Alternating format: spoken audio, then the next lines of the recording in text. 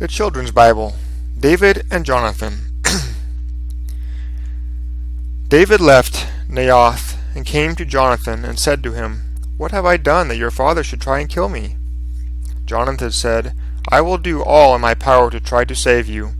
I know that my father will do nothing without consulting me, so I shall speak to him about your fate and tell you what he says. If he is ill-disposed toward you, I shall warn you so that you may flee. But whatever passes, we shall remain friends forever and ever." So they made a solemn covenant of friendship, for Jonathan loved David as he loved his own soul. Then Jonathan said to David, "Tomorrow is the feast of the new moon, and you will be missed, because your seat will be empty. When you have stayed away 3 days, come down quickly and wait by the stone Ezel. I will shoot 3 arrows beside the stone, as if I shoot at a target.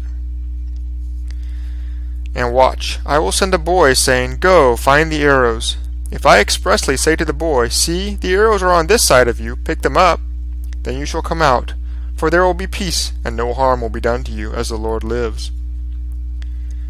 But if I say to the young man, 'See, the arrows are beyond you, go your way,' then go your way, for the Lord will have sent you away. And concerning friendship, of which we have spoken, may the Lord be between you and me forever." So David hid himself in the field. When the moon had come, the king sat down to the feast. The king sat upon his seat, as always, a seat along the wall. And Jonathan and Abner sat beside Saul, but David's place was empty. Still, Saul did not say anything that day. But it happened on the next day, which was the 2nd day of the month, that David's place was empty again. And Saul said to Jonathan, "Why did the son of Jesse not come to dinner either yesterday or today?" And Jonathan answered, "David earnestly asked permission of me to go to Bethlehem, for he said his family was to have a sacrifice there, and his brother had bidden him to come. And he desired to see all his brothers. That is why he did not come to the king's table."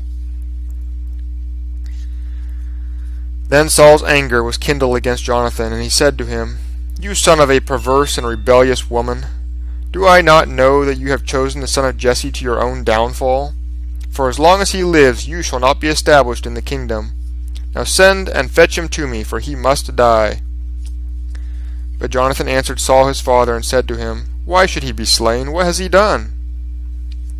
Then Saul threw a javelin at him to strike him, and by that Jonathan knew that his father was determined to kill David. So Jonathan arose from the table in fierce anger, and ate not at all the 2nd day of the month, for he grieved for David.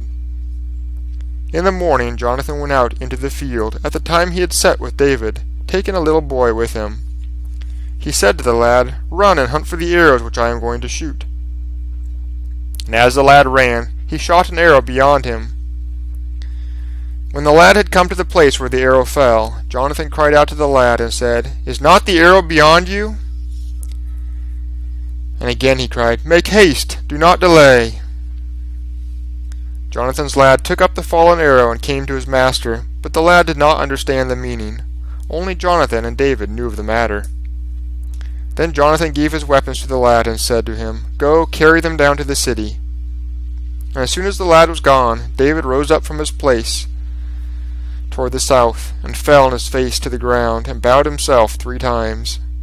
They kissed each other and wept with each other, and Jonathan said to David, "Go in peace, for we have both sworn in the name of the Lord, saying, 'May the Lord be between you and me, and between your children and my children forever.'" Then David arose and departed, and Jonathan went back to the city.